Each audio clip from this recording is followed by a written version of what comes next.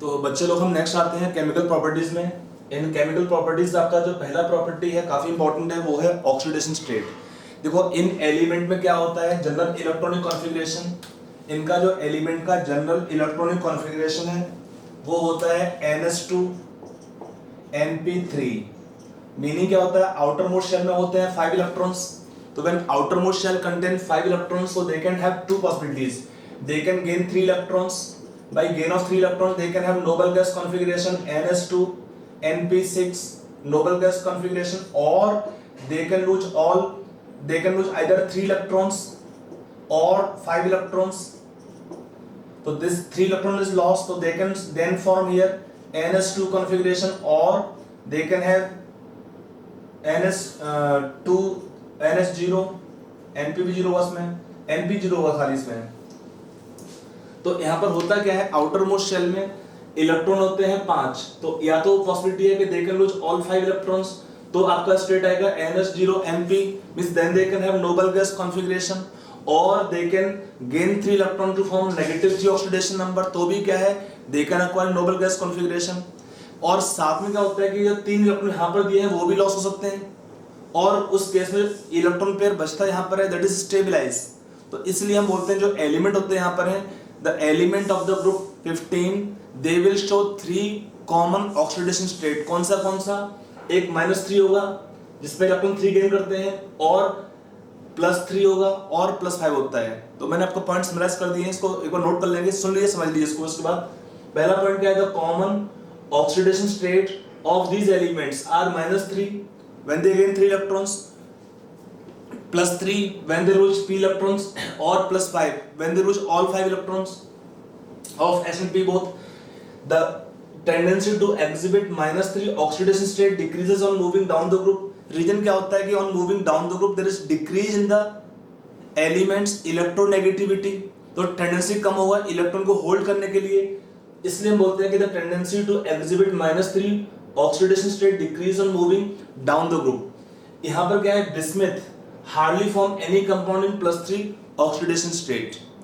बहुत 1-2 कंपाउंड है बिस्मथ का, नॉर्मली टेंडेंसी कम होता है। रीजन क्या होता है, जितना ज्यादा हम जाते रहेंगे नीचे उतना ही क्या होता है, there is decrease in element electronegativity, तो टेंडेंसी कम होता है इलेक्ट्रॉन को होल्ड करने के लिए। कंपाउंड कोवलेंट बनते हैं जितना हाई ऑक्सीडेशन नंबर करेंगे उस केस में भी। अगला पॉइंट क्या है, the stability of +5 oxidation state decreases on moving down the group। इसका भी रीजन क्या होता है कि सेंट्रल एटम आपका जो होगा यहाँ पे 5 इलेक्ट्रॉन्स इसके पास होते हैं, तो एक नीचे क्या होता है, डाउन द ग्रुप क्या होता है, कंपाउंड तो कोवलेंट बनेगा, दे कैन नॉट लूज 5 इलेक्ट्रॉन्स। तो होता क्या है डाउन द ग्रुप, एक होता है इनर्ट पेयर इफेक्ट, उससे क्या होता है जो इलेक्ट्रॉन पेयर होता है S के अंदर उसके लिए अट्रैक्शन बढ़ता रहेगा। तो अगर इलेक्ट्रॉन पेयर के लिए अट्रैक्शन ज्यादा होगा तो क्या होता है इस केस में, इलेक्ट्रॉन जो यहाँ पर होगा S के अंदर उसका लॉस डिफिकल्ट होता है, उसके लिए इलेक्ट्रॉन का लॉस क्या होगा, डिफिकल्ट होगा। ठीक है, तो इसलिए हम बोलते हैं tendency to show the stability of +5 oxidation state decrease on moving down the group. The only compound of bismuth in +5 state is BiF5।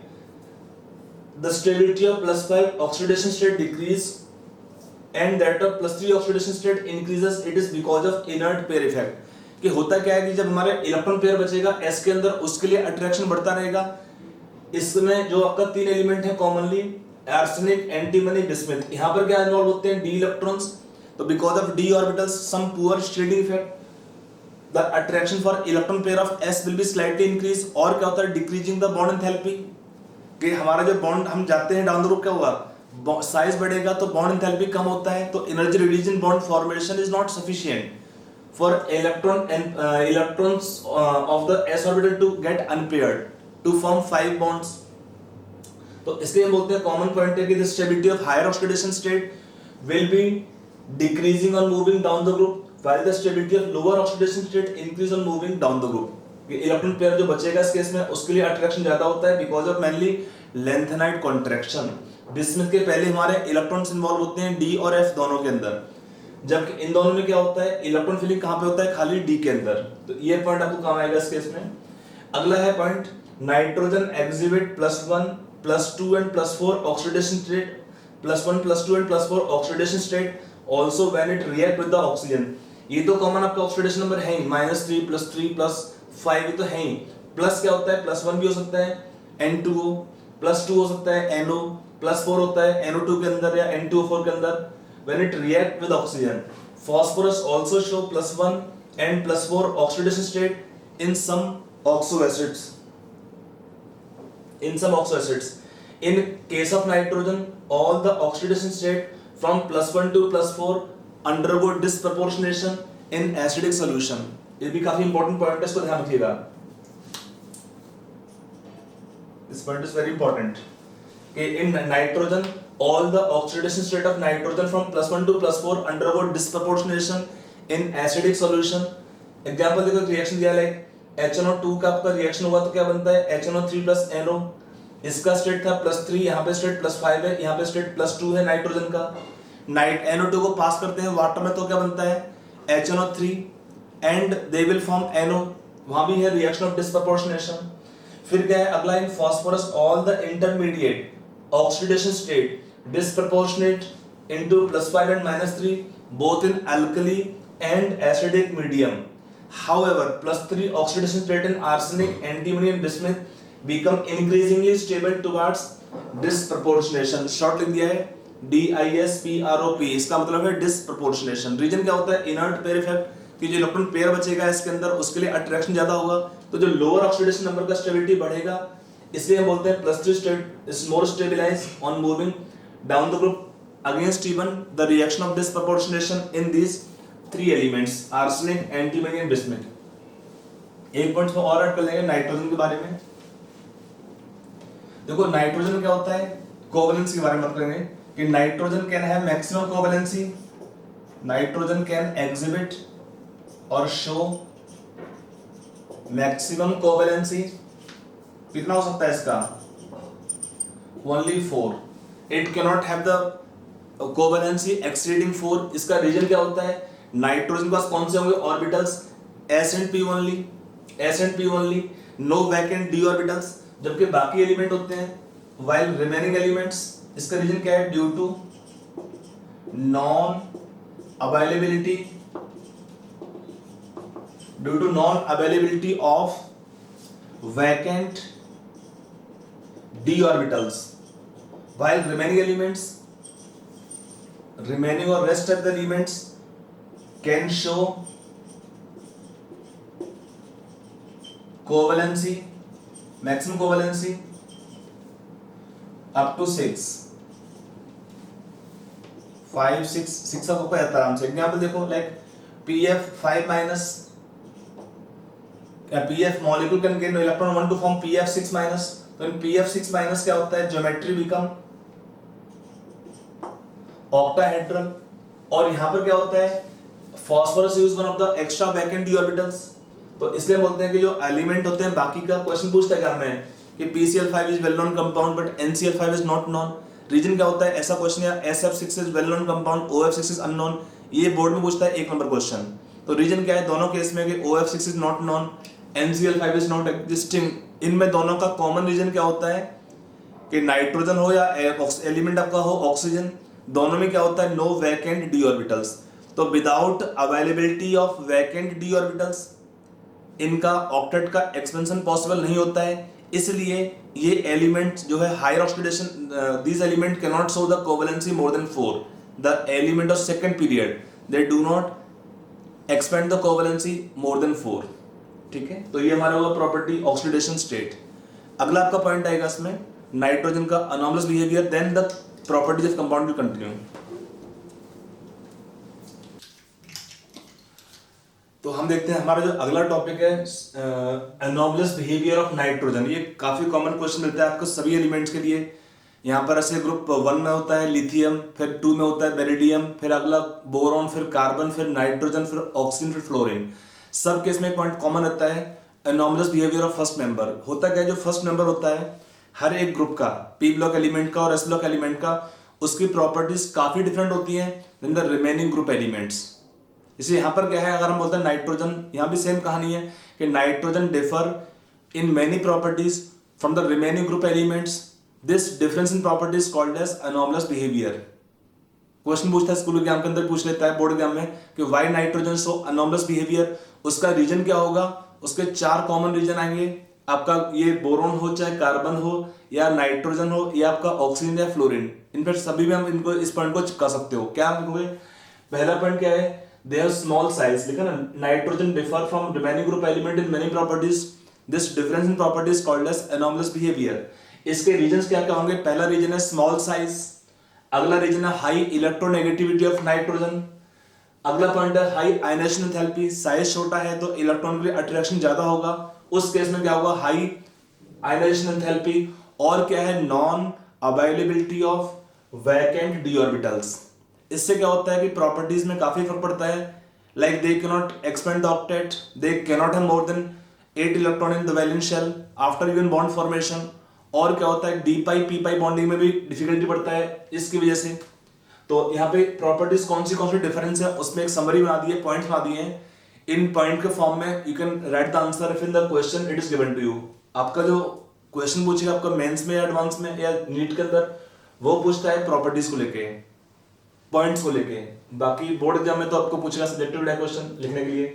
तो क्या क्या डिफरेंस है, पहला पॉइंट, नाइट्रोजन कैसा है, डाई एटॉमिक है, गैस होता है, while the remaining elements are tetra atomic M4 form होता है इसका, बिस्मुथ को छोड़ के जो मेटल होता है, बाकी आपका अगर आपका फास्फोरस होगा, ये आपका होगा आर्सेनिक, ये आपका होगा एंटीमनी, सब क्या होता है टेट्रा एटॉमिक टेट्राहेड्रल मॉलिक्यूल्स, क्या होता है tetra atomic tetrahedral molecules, tetra atomic होते हैं यूनिट में, और क्या होता है structure tetrahedral units they will have, और सॉलिड होते हैं, नाइट्रोजन डायटोमिक है, गैस फॉर्म होता है, ये सब सॉलिड होते हैं, और क्या होगा टेट्राटॉमिक होते हैं।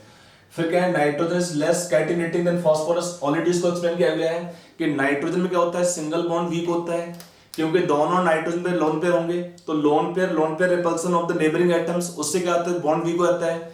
अगर बॉन्ड वीक होगा तो क्या होता है, weaker bond means poor catenation ability, तो इसमें जो है फास्फोरस में हाईएस्ट होता है ग्रुप इसके अंदर, बट नाइट्रोजन में काफी कम होता है because of weaker nitrogen single bond. अगला क्या है, nitrogen show maximum covalency of 4, again same reason, non availability of vacant D orbital, इससे क्या होता है nitrogen can not expand the octet, can not have more than 4 bonds, तो maximum covalency of nitrogen is 4 while remaining elements can show 5 और 6, 5 तो होता ही है, 6 भी हो सकता है, like PF5 can take F negative ion from PF6 minus, PCl5 also in solid state form PCl6 negative ion, वहां पर क्या है सेंट्रल एटम जो होंगे they can have the covalency of 6, 5 तो होता ही है, 6 भी हो सकता है। और क्या है, nitrogen is inert, actually nitrogen में क्या होता है इसमें क्या होता है, इसका जो स्ट्रक्चर है नाइट्रोजन का डायटोमिक होता है, और यहाँ पर क्या होता है, 2 एटम के बीच में क्या होता है ट्रिपल बॉन्ड, इससे होता क्या है, this bond become very strong. अगर हम बात करेंगे N2 मॉलिक्यूल का, किसका, बॉन्ड डिसोसिएशन एंथैल्पी का, दैट इज 941 किलोजूल पर मोल, ये बहुत हाई होता है, this is very high value of the bond enthalpy. Nitrogen molecule में 1 सिग्मा बॉन्ड है, 2 पाई बॉन्ड होते हैं, इससे होता क्या है, बॉन्ड काफी स्ट्रांग होता है, इस बॉन्ड को ब्रेक करना डिफिकल्ट होगा, इसलिए हम बोलते हैं nitrogen behave as inert gas. देखो ना, आपका एटमॉस्फेयर में भी आपका N2 होता है, O2 भी होता है, बट रिएक्शन आपस में नहीं कर सकते हैं, क्योंकि रिएक्शन करने के लिए नाइट्रोजन के बॉन्ड को ब्रेक करने के लिए काफी हाई एनर्जी चाहिए, जो आपको अवेलेबल नहीं हो पाती है नॉर्मल सर्कमस्टेंसेस के अंदर। हाँ, at very high temperature N2 can combine with O2 to form NO gas, but in normal conditions nitrogen will not be reacting with other gases easily, तो it is inert because of high bond order 3 and also very high bond dissociation enthalpy, and unreactive उसी से होता है in elemental state, जबकि other element क्या होते हैं, highly reactive होते हैं, remaining elements are highly reactive. अगर हम छोड़ देंगे व्हाइट फास्फोरस को बाहर तो इट विल कैच फायर, तो phosphorus is normally kept under water, indicating कर रहा है कि इसका जो रिएक्टिविटी फास्फोरस की काफी ज्यादा होती है देन नाइट्रोजन। अगला पॉइंट क्या है, nitrogen does not form D pi P pi bonds, मतलब nitrogen have no D orbitals, तो n का d है ही नहीं तो इसके पास, तो it does not form d pi p pi bonds while other elements can form. देखो यहां पर क्या है, R3NO नॉट एग्जिस्टिंग, एक तो कोवैलेंसी 5 से ऊपर 4 से ऊपर होगा, पॉसिबल नहीं है, और साथ में क्या होगा इसके अंदर, nitrogen does not have vacant d orbitals, तो R3N double bond O does not exist, where as P R3P double bond O exist, R3P double bond CH2 exist. साथ में होता है phosphorus and arsenic can form d pi p pi bonds also with the transition metals when their compounds like triethyl phosphorus, triethyl phosphine नाम बोलेंगे, triphenyl arsine बोलते हैं compound का नाम. They act as ligands. ligand में क्या होता है, लोन पेयर है इनके पास, तो because of availability of lone pair they will donate electron to the metal d orbitals, so they can form d pi p pi bonds with the transition metals. अगला क्या होता है, नाइट्रोजन का ability high होता है due to small size and high electronegativity. Nitrogen can form N3 negative ion, can form nitride ion. Ability is also there in phosphorus but less. देखो simple point है, जितना एटम ज्यादा electronegative होगा उतना ही उसके अंदर एबिलिटी ज्यादा होती है नेगेटिव चार्ज को होल्ड करने के लिए. तो एबिलिटी लेस होगा फास्फोरस में, क्योंकि फास्फोरस कम इलेक्ट्रोनेगेटिव है नाइट्रोजन से, और ये एबिलिटी प्रैक्टिकली और नहीं होता है and practically absent in rest of the elements to show this -3 ion formation. Oxidation number हो सकता है बट नॉट आयन फॉर्मेशन. अगला पॉइंट क्या है, ammonia show hydrogen bonding, others do not. Reason इसका आपको बॉन्डिंग में पढ़े हुए हैं कि हाइड्रोजन बॉन्डिंग कब होता है, कि जब हमारा हाइड्रोजन एटम जो स्मॉल साइज का होता है अटैच होता है किससे, small size and highly electronegative element common होते हैं, फ्लोरीन, ऑक्सीजन, नाइट्रोजन. क्लोरीन हो सकता है केवल in only intramolecular hydrogen bonds, not otherwise. तो ammonia will have hydrogen bonding and others do not. अगला है nitrogen form maximum number of oxides, N2O, 2N2O5, N2O, NO बहुत बनते हैं. आपका एक पूरा कंपाउंड पढ़ेंगे तो उसमें देखेंगे कौन से ऑक्साइड बनते हैं.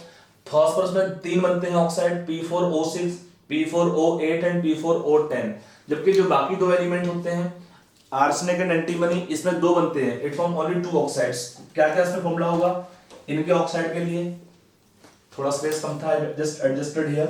तो इसमें होता है like AS4O6, AS4O10. Also antimony have similar formula of the oxides. तो इसमें 2 ही बनते हैं ऑक्साइड यहाँ पर, ASO4 और SbO4, सॉरी AS4O6 और Sb4O6 और AS4O10, तो करस्पॉन्डिंग Sb4O10, ये 2 ही बनते हैं इसमें ऑक्साइड्स. अगला पॉइंट क्या है, नाइट्रोजन हो गया. अगला पॉइंट है NF3. Except NF3 remaining trihalides of nitrogen क्या क्या होते हैं, NCl3, NBr3 and NI3. They are unstable, less stable होते हैं, तो उनको एडजस्ट करना डिफिकल्ट होता है. In fact NBr3 and NI3 they are explosive type compounds and they can adjust only as they are ammoniates. ये आपका प्रॉपर्टी पढ़ाएंगे आपको हाइलाइट्स के अंदर, ठीक है. तो अनस्टेबल होते हैं, while the other element are stable trihalides. Trihalides are more stable than the pentahalides. Nitrogen does not form pentahalides. Again reason same है, non availability of vacant d orbitals. It cannot have more than 4 bonds. It cannot expand the tetravalency. Nitrogen का और क्या point होता है, nitrogen जो element होता है इन सभी एलिमेंट में क्या है, it's of maximum number of oxidation states. Nitrogen show maximum number of oxidation state among the given members of the given same family. तो ये हुआ इस नाइट्रोजन का अनॉमलस बिहेवियर. चलिए आगे चलते हैं नेक्स्ट पे. Hello students, now we will take next property. उसमें आपका आता है केमिकल प्रॉपर्टीज के अंदर रिएक्टिविटी टुवर्ड्स हाइड्रोजन. यहाँ पर क्या होता है, फॉर्मेशन ऑफ हाइड्राइड होता है. इसके अंदर क्या होता है, all the element of group 15 they form hydrides of the general formula EH3. और सारे क्या होते हैं, हाइड्राइड यहाँ पर वॉलेटाइल होते हैं नेचर में. All the hydrides are volatile in nature, means they have lower boiling points, in fact they are gases mostly. तो उसको यहाँ पर हम प्रॉपर्टीज को एक समराइज किया गया है इस टेबल के अंदर. यहाँ पे प्रॉपर्टीज दे रखी हैं, hydride of the group 15 elements property है, कंपाउंड दिए हैं और इनका ये है melting points, boiling points, EH distance that is bond length, HEH bond angle in degrees, heat of formation of compounds, और यहां पर दिया है EH बॉन्ड डिसोसिएशन एंथैल्पी. सबका टर्म का मीनिंग है DISS for dissociation, EH means EH bond का किलोजूल्स पर मोल में. तो ये सब प्रॉपर्टीज यहां पे दी हुई हैं. इसको कैसे समझाएंगे, क्या इसका रीजनिंग है और इसका क्या यूज होता है क्वेश्चंस में. देखो पहले हम पढ़ते हैं यहाँ पे प्रॉपर्टीज में, पहले पढ़ते हैं प्रॉपर्टी को यहाँ पर बॉइलिंग पॉइंट को. सबका शेप सेम होता है. शेप के बारे में अगर पहले बोलना चाहेंगे तो shape they will have pyramidal type, like ammonia have shape pyramidal. In ammonia for nitrogen we have hybridization sp3. तो इसका आपका बॉन्ड एंगल दिया है अमोनिया के केस में 107.8 degree, nitrogen is sp3 hybridise, shape in this case is pyramidal. सब में क्या है, नाइट्रोजन पर या सेंट्रल एटम पर एक लोन पेयर है और 3 यहां पर होंगे सिग्मा बॉन्ड्स। तो ये तो पहला स्ट्रक्चर वाला पॉइंट है। अब हम प्रॉपर्टी पढ़ते हैं, पहला देखते हैं प्रॉपर्टीज के अंदर बॉइलिंग पॉइंट्स। देखो बॉइलिंग पॉइंट्स क्या होते हैं, डिपेंड करते हैं किसके ऊपर, बॉइलिंग पॉइंट डिपेंड करते हैं among the on the interaction forces in between different molecules और पार्टिकल्स। तो अगर हमारे मॉलिक्यूल्स के बीच में स्ट्रॉन्ग इंटरेक्शंस होगा तब क्या होगा, they will have high, then they will have higher boiling points. अगर हमारे इंटरेक्शन वीक होंगे तो क्या होगा, they will have lower boiling point. देखो बॉइलिंग पॉइंट यहाँ पर और इंटरेक्शन किस टाइप के हो सकते हैं, अगर हाइड्रोजन बॉन्डिंग है तो उसको हम प्रायोरिटी देते हैं, अगर नहीं है हाइड्रोजन बॉन्डिंग तो देते हैं van der Waals attractive forces. और यहाँ पर क्या है, जो van der Waals attractive force होते हैं वो डिपेंड करते हैं किसके ऊपर, ऑन द मॉलिक्यूलर मास। तो अगर हम एक पैटर्न देखते हैं यहां से लेके यहां तक क्या हो रहा है, हमारा जो बॉइलिंग पॉइंट है that is increasing regularly from here to here. अगर हम पैटर्न को देखेंगे बॉइलिंग पॉइंट का पैटर्न को, तो क्या दिख रहा है पैटर्न बॉइलिंग पॉइंट का, सबसे कम बॉइलिंग पॉइंट है PH3 का, फिर यहाँ पे ASH3 का, उसके बाद आपका है SBH3 का, और सबसे हाईएस्ट है आपका BiH3 का। बॉइलिंग पॉइंट के बारे में जो डेटा दिया है, अभी मैंने इसमें अमोनिया लिखा नहीं है बिकॉज अमोनिया का इसमें हाईएस्ट भी नहीं है ना लोएस्ट है। अमोनिया कहां पर प्लेस किया गया है, यहां पर। पहले देखते हैं इसका रीजन क्या होगा, इतने पोर्शन का रीजन है due to increase in molecular mass, there is increase in van der Waals attractive forces. It is due to increase of van der Waals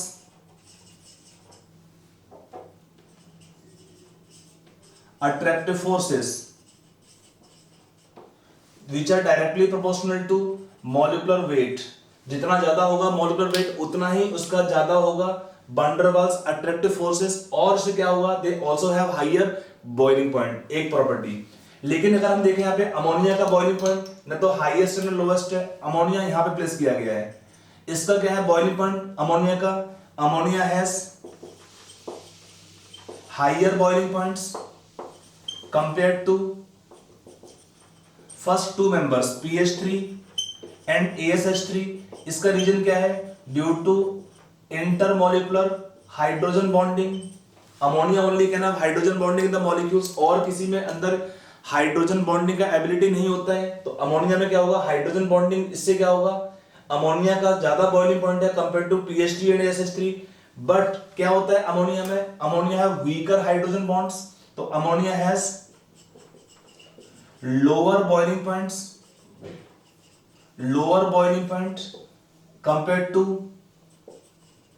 as compare to these two members SBH3 and BiH3। इसका reason क्या होता है, as ammonia have weaker hydrogen bonds, weaker hydrogen bonds। Weak क्यों होते हैं, nitrogen क्या होता है, बहुत ज्यादा इलेक्ट्रोनेगेटिव नहीं होता है। अगर हम स्ट्रेंथ देखते हैं हाइड्रोजन बॉन्डिंग का, तो जितना एटम का पोलैरिटी ज्यादा होता है उतना ही क्या होगा, स्ट्रॉन्गर हाइड्रोजन बॉन्ड बनता है। नाइट्रोजन उतना ज्यादा इलेक्ट्रोनेगेटिव नहीं होता है, तो इसमें क्या बनता है, it have hydrogen bonding but not so strong, but not so strong. Like अगर आप देखेंगे आपका जो आगे आने वाला है ग्रुप 16 के हाइड्राइड में, वहां पर क्या है, वाटर का बॉइलिंग पॉइंट हाईएस्ट है compare to remaining group hydrides. और आपका जो ग्रुप 17 है वहां पर भी क्या होता है, HF का बॉइलिंग पॉइंट हाईएस्ट है than the remaining group hydrides like HCl, HBr, HI और HF सबसे हाईएस्ट है उसमें बॉइलिंग पॉइंट HF का। ऐसे ही नेक्स्ट में पढ़ेंगे वाटर का हाईएस्ट है मोर देन H2S, H2SE और H2TE, क्योंकि वहां पर क्या होता है, जो सेंट्रल एटम है ऑक्सीजन और fluorine they are much more electronegative. उससे क्या होता है, when they are more electronegative they form stronger hydrogen bonds. अगर हमारे स्ट्रॉन्गर होंगे हाइड्रोजन बॉन्ड्स तो क्या होगा इस केस में, हायर बॉइलिंग पॉइंट्स। तो यहां पर क्या है, जो इसका बॉइलिंग पॉइंट का reason, I hope it is clear, इसको आप याद रखिएगा क्योंकि कैलकुलेशन तो कर नहीं पाएंगे एग्जाम में। बेटर है कि आप याद रखो 5 एलिमेंट है, अमोनिया बॉस है। सबसे इंपॉर्टेंट क्वेश्चन आता है बॉइलिंग पॉइंट का, इसमें बॉइलिंग पॉइंट का सबसे कॉमन क्वेश्चन है। बाकी तो ऑर्डर आपका फिक्स टाइप के, बॉन्ड एंगल एक क्वेश्चन आता है, ये 2 पॉइंट स्पेशली पूछते हैं, बॉन्ड एंगल का और बॉइलिंग पॉइंट का। तो ये हुआ हमारा ऑर्डर बॉइलिंग पॉइंट का। नाउ अगला हम देखते हैं इसमें प्रॉपर्टी मेल्टिंग पॉइंट का। I hope you can pause the video then note down. फिर आते हैं अगले पॉइंट पर, मेल्टिंग पॉइंट्स। तो हमारा एक प्रॉपर्टी कंप्लीट हुआ बॉइलिंग पॉइंट का। अब देखते हैं प्रॉपर्टी मेल्टिंग पॉइंट का। तो मेल्टिंग पॉइंट में क्या होता है, देखो मेल्टिंग पॉइंट्स ये भी आपका डिपेंड करते हैं on the attractive force in molecules. अगर मॉलिक्यूल्स के बीच में हमारे स्ट्रॉन्ग इंटरेक्शन फोर्स होंगे तो मेल्टिंग पॉइंट भी ज्यादा, कंपाउंड का ज्यादा होगा उस केस में। तो अगर हम देखेंगे मेल्टिंग पॉइंट के बारे में, तो इस केस में मेल्टिंग पॉइंट का ऑर्डर अगर हम लिखते हैं एज ए होल, तो सबसे ज्यादा मेल्टिंग पॉइंट किसका है, अमोनिया का। उसके बाद देखो इनमें हमारा मेल्टिंग पॉइंट बढ़ रहा है फिर से, तो SbH3 जो डाटा दिया है उसके अकॉर्डिंग SbH3 का मेल्टिंग पॉइंट ज्यादा है। फिर हमारा आता है AsH3 का, और फिर सबसे कम हमारा है PH3 का।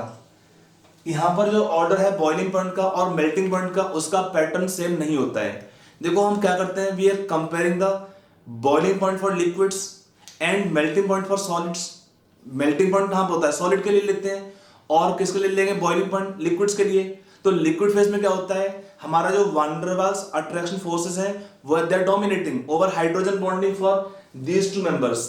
बट यहां पर क्या है, लिक्विड फेज में hydrogen bonding is dominating because in solid state, क्या है, hydrogen bonding is dominating over the van der Waals attractive forces. इसलिए क्या होता है, सॉलिड स्टेट के अंदर मेल्टिंग पॉइंट हाईएस्ट है अमोनिया का, इसका सबसे कम है। देखो यहां पर रीजन सेम है, इनमें होंगे मॉलिक्यूल्स के अंदर van der Waals attractive forces, और यहां पर क्या होगा, हाइड्रोजन बॉन्डिंग।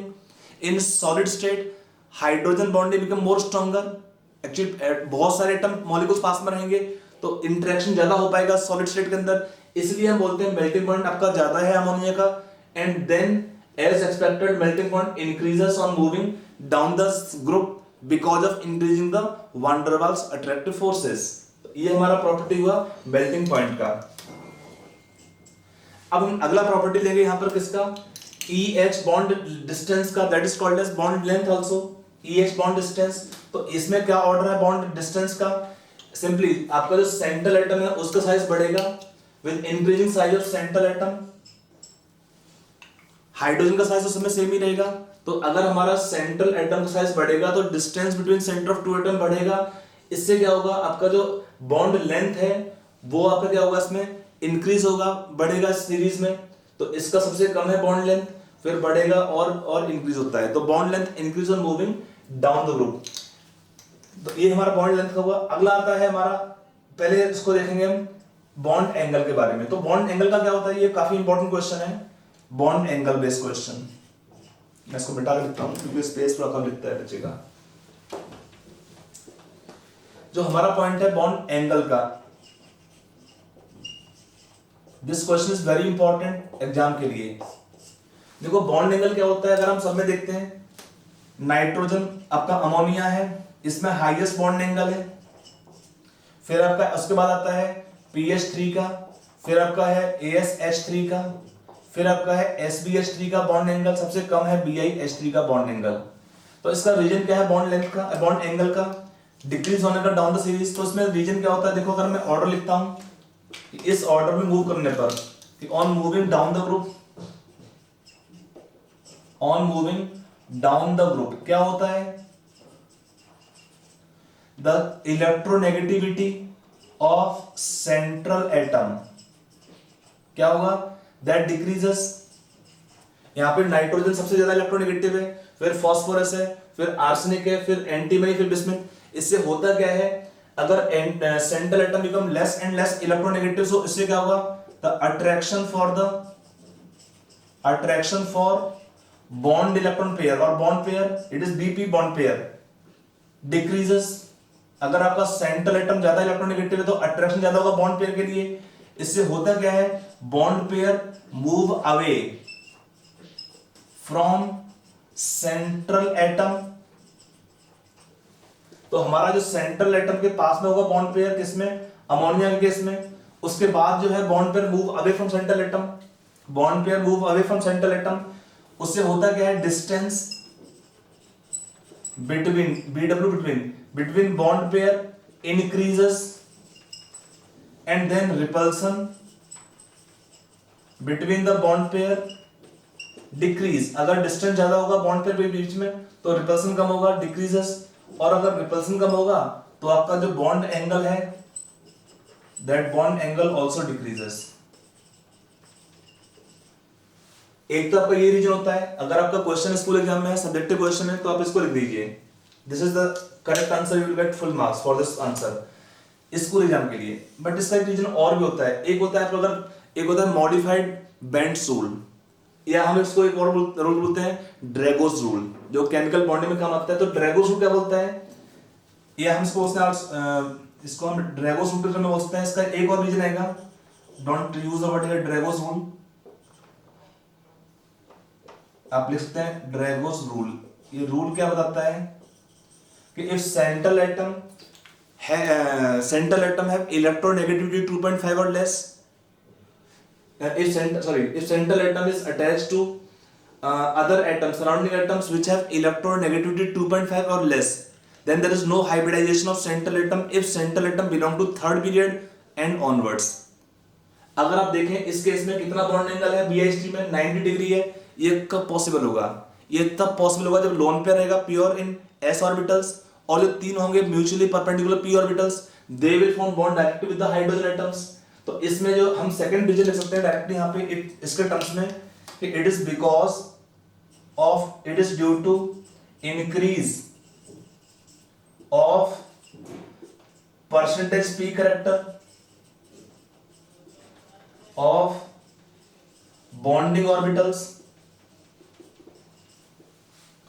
जितना हम बोलेंगे bond angle will be reaching close to 90 degree, उतना ही क्या बोलेंगे कि बॉन्ड जो हमारा होगा उस बॉन्ड पेयर के अंदर क्या होगा, more and more p character. अगर हमारा बॉन्ड एंगल है 90 डिग्री का, इसका मतलब क्या होगा, जो बॉन्ड बनता है यहाँ पर वो बनता है by overlapping of pure p orbitals of the central atom bismuth with the hydrogens s orbitals.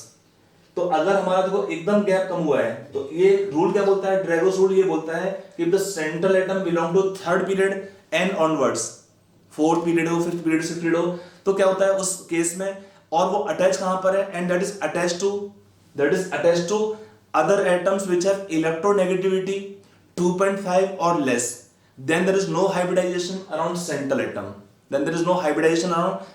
Atom. तो मतलब बोलता है कि the overlapping will be occurring of pure p orbital with hydrogens s orbitals.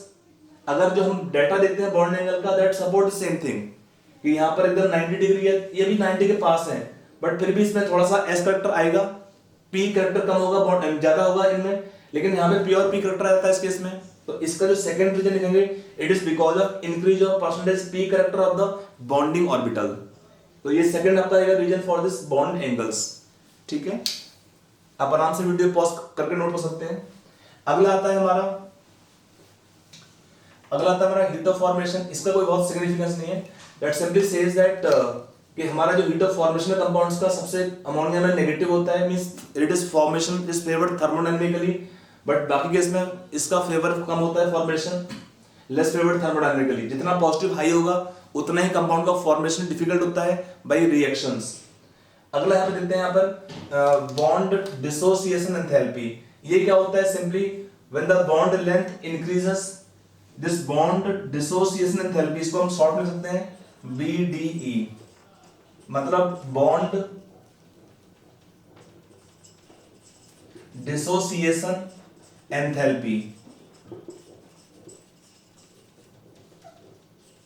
इसका ऑर्डर क्या आएगा इस case में देखेंगे, it is decreasing on moving down the group. क्यों, it decrease on moving down the group due to increase of bond length. जितना आपका bond length बढ़ेगा, देन बॉन्ड बिकम वीकर। अगर आपका बॉन्ड वीक होगा तो जल्दी ब्रेक हो सकता है, जल्दी ब्रेक होने पे क्या होगा, there is decrease in the bond dissociation enthalpy. ये प्रॉपर्टी किससे लिंक होता है, आगे हम देखेंगे।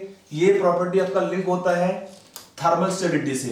तो एक आता है property thermal stability of compounds और दिस हाइड्राइड्स, तो it is inversely proportional to bond dissociation enthalpy. अगर कोई देखो, ये बॉइलिंग पॉइंट अलग है और ये प्रॉपर्टी अलग होता है। बॉइलिंग पॉइंट मींस मॉलिक्यूल के बीच में इंटरेक्शन पे डिपेंड करता है, और ये होता है जो हमारा मॉलिक्यूल है ऑलरेडी उसके अंदर जो कोवलेंट बॉन्ड है उसकी स्ट्रेंथ पे डिपेंड करता है कि thermal stability is directly proportional to bond dissociation enthalpy. जितना स्ट्रॉन्गर आपका बॉन्ड होंगे उतना ही कंपाउंड का थर्मल स्टेबिलिटी ज्यादा होता है। More the stronger bonds we will have higher thermal stability. तो सबसे ज्यादा क्या होगा थर्मल स्टेबिलिटी का order? Ammonia is thermally most stable, means इसको डिकम्पोज करना है तो हमको क्या देना पड़ेगा? हाई टेम्परेचर, बॉन्ड को ब्रेक करना पड़ेगा ना उसमें। फिर आपका PH3, ASH3, then we have SbH3 and then we have BiH3। ये हमारा ऑर्डर होगा थर्मल स्टेबिलिटी का। सबसे हाईएस्ट है थर्मल स्टेबिलिटी अमोनिया का, फिर PH3, फिर ASH3, फिर SbH3, सबसे कम होगा BiH3 का thermal stability. It is directly proportional to thermal stability, bond dissociation enthalpy. फिर अगला आता है इसमें एक reducing property, reducing character. Basically reducing जो कैरेक्टर आपका आएगा ये डिपेंड करता है ऑन टेंडेंसी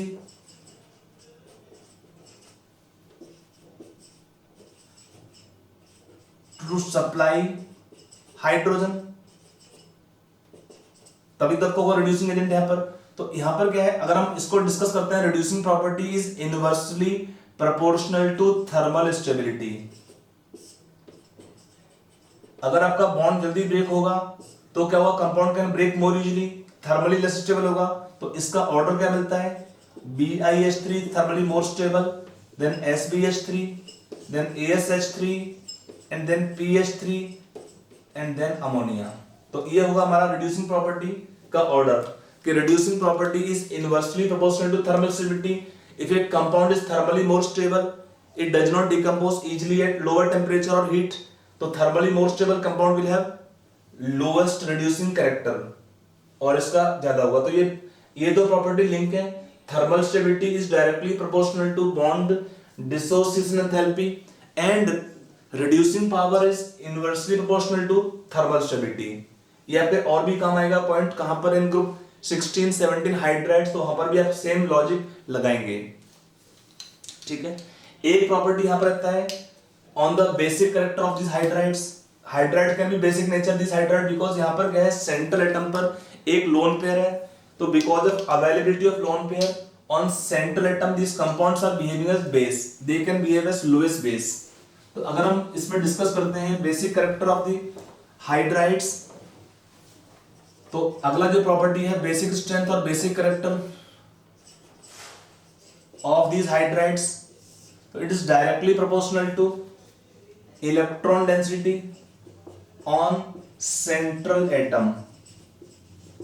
तो साइज छोटा है नाइट्रोजन का, तो nitrogen have small size have higher electron density, तो the most basic compound will be among hydrides ammonia, then PH3, then ASH3 and then antimony, then last में basic hydrides. ये हमारा order होगा thermal stability का, sorry basic character का, कि nitrogen और ammonia is most basic. सभी compound क्या है, सब पे एक लोन पेयर है नाइट्रोजन पे, तो this compound can behave as lowest base और इवन ब्रॉन्स्टेड बेस। अगर आपका ये कंपाउंड बिहेव करता है लोएस्ट बेस और Bronsted base, means electron pair ले सकते हैं, डोनेट कर सकते हैं, they can donate electron pair that is Lewis base. Electron pair donor species called as lowest base. और क्या होता है, because of lone pair availability they can take up proton, so they also can behave as bronsted base, proton acceptor। तो जितना atom का size छोटा होगा उसमें उतना क्या होगा, because of small size of atom they will have higher electron density on central atom। when central atom have high electron density then the basic character also will be higher, tendency is more to give electrons। अगर electron density ज्यादा होगा तभी electron दे पाएगा। अब खुद ही भेद उसका जो है पेट खाली है तो इलेक्ट्रॉन किसको कैसे दे पाएगा। तो इलेक्ट्रॉन डेंसिटी ज्यादा होगा उसके अकॉर्डिंग बेसिक कैरेक्टर भी ज्यादा होता है कंपाउंड्स का। तो इसी पॉइंट का आपको ये लॉजिक है इस पॉइंट का। साइज ऑफ एटम बढ़ेगा, एटॉमिक वॉल्यूम बढ़ता है, and when the volume of atom central atom increases then there is decrease in electron density. When electron density decrease the basic character will decrease of the hydrides. एक reason ये होता है, इसमें एक reason और भी होता है। If you take Drago's rule, उसी का एक पॉइंट आता है एप्लीकेशन के अंदर। तो इसमें सेकंड आपका रीजन क्या आएगा, देखो जो आपका पहला रीजन है खत्म हो गया। स्कूल एग्जाम में क्वेश्चन पूछता है तो आप इतना लिख देंगे कि on moving down the group the size of atom increases, so atomic volume increase, so electron density decrease and therefore basic character decrease because basic character is directly proportional two electron density. आप आराम से video pause करके भी दोबारा से सुन सकते हैं, note कर लेना पॉइंट को है। वो आपका हो गया स्कूल एग्जाम के लिए। इसका एक और रीजन आता है, देखो हमने क्या बोला था अभी कुछ देर पहले कि बॉन्ड एंगल क्या था, bond angle decrease because of increasing P character of bonding orbitals. तो यहाँ पे क्या होता है, एक सेकंड रीजन आएगा कि when percentage P character of bonding orbital increase, तो इसका मीनिंग क्या होगा, then the percentage S character of lone pair containing orbital increase। इससे होता क्या है कि तो इसका मतलब इस केस में जो लोन पेयर वाला ऑर्बिटल है उसमें क्या होगा, मोर एस करेक्टर। तो होता क्या है, more the S character imply more attraction for lone pair। इसका मीनिंग क्या होगा, that indicate less basic nature और less basic strength।